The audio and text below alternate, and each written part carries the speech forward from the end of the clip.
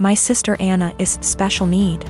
She has severe autism, and while she is verbal, most of her communication is physical, like sign language, due to her social discomfort. She does speak around family though, and has pretty bad cognitive skills. She can't comprehend boundaries and lives with our parents, so they can best watch her.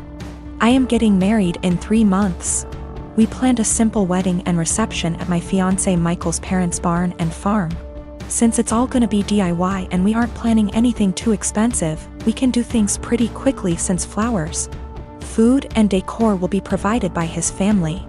I sent out invites last week and I asked that Anna not come. I told my parents I understood that would mean they may not show up, but it was just a heads up. Why no Anna? She has an issue with touching Michael and trying to kiss him.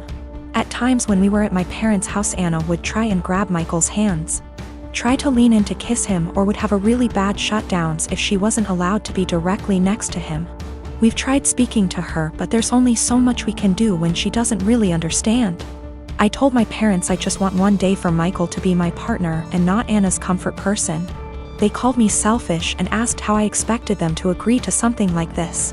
They told me Anna is disabled and may never experience a wedding of her own, and while I have Michael for probably the rest of our lives, she'll have no one, and that Michael and I can be a little more understanding to the reality of her life.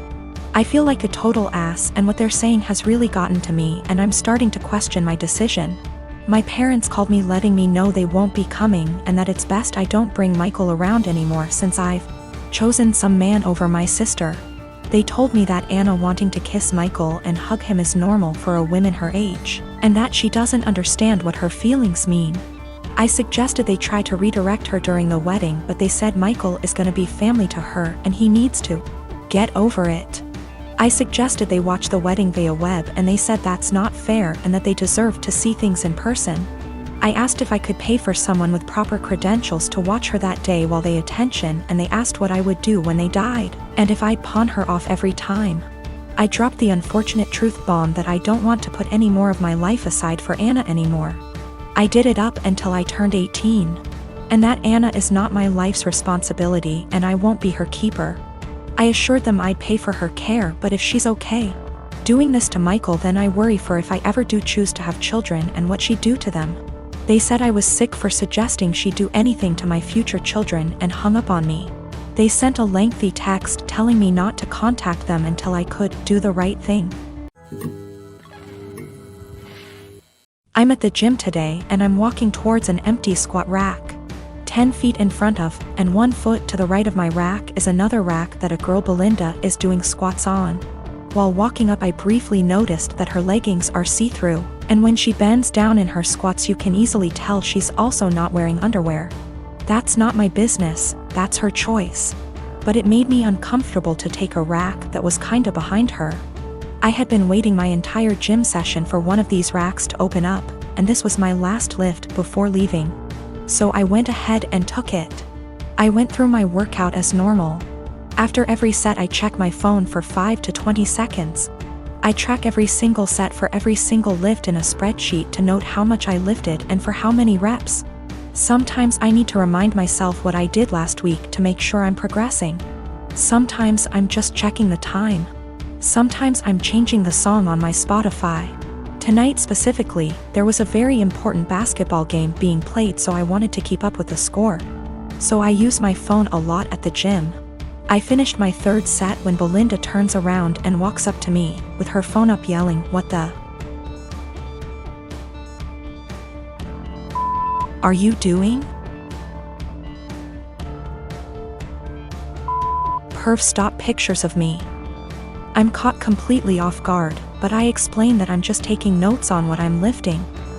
That I'm not paying attention to her at all. She's being extra loud so other people are looking at me, plus she's recording me, and she demands I go through my pics /vids to show her what I was recording, and I delete the ones I took of her. I try to again explain I didn't record anything of her at all. She's yelling that if I have nothing to hide I should have no problem showing her, so I insist on going to gym management. Once at the front we both explain our stories. She's still recording. The normal gym attendee asks me if I'm willing to show her, a neutral third party, my pics /vids.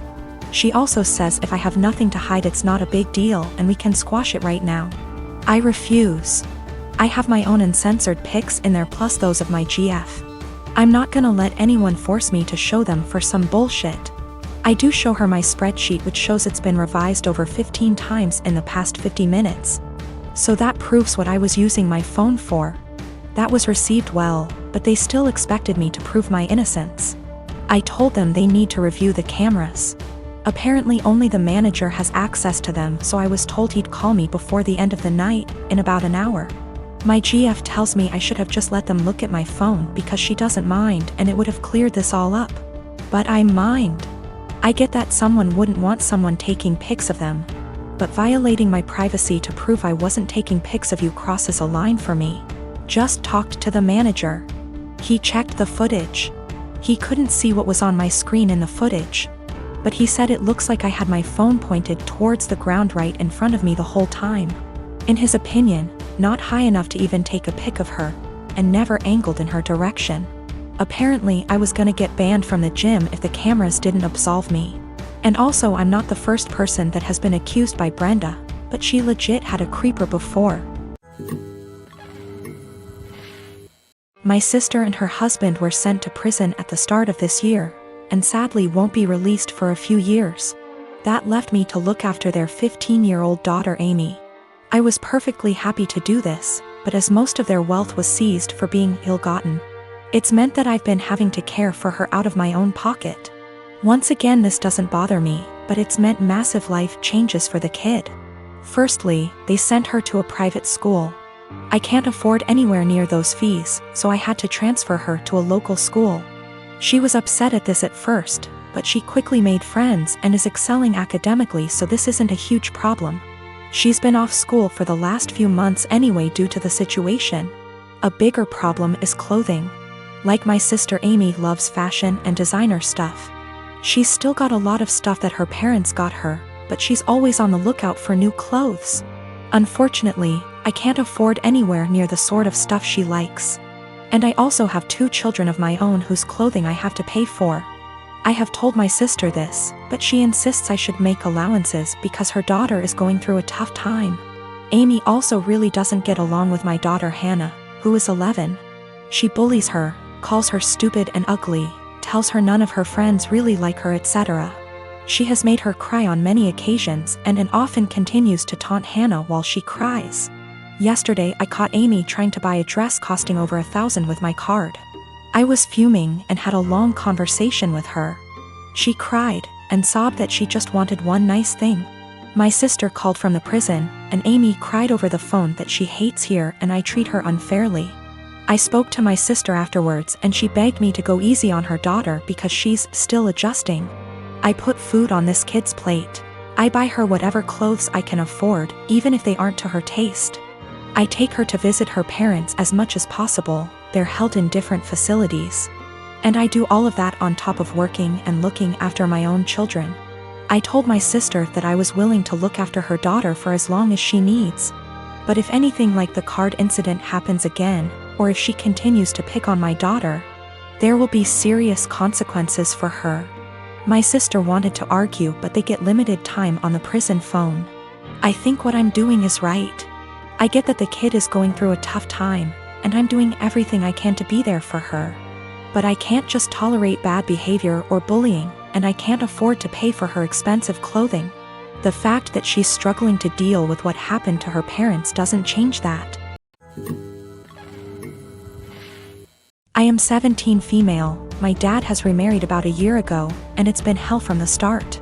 I have 2 younger brothers. I work and I often help out with the bills and my 2 younger brothers. I do the exact chores that my father previously gave me.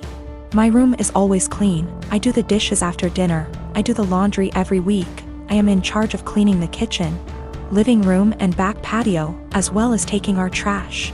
So I do what I have to do. But I don't allow my stepmom to try and make me do more things than I already do or try to make major changes in my life. Again, I just do what I need to do so I can go on with my life. I'm just saying this to show that I am a good kid. I can admit that I really do not like my stepmom. My dad won't see it and constantly acts like I'm losing my mind, but my stepmom acts different behind closed doors. I told everyone from the beginning that I do not see her as my mom. I won't be calling her mom. And this change with her and her 4 kids moving into our apartment will not change aspects of my life. I'm not a babysitter, but she constantly disrespects that.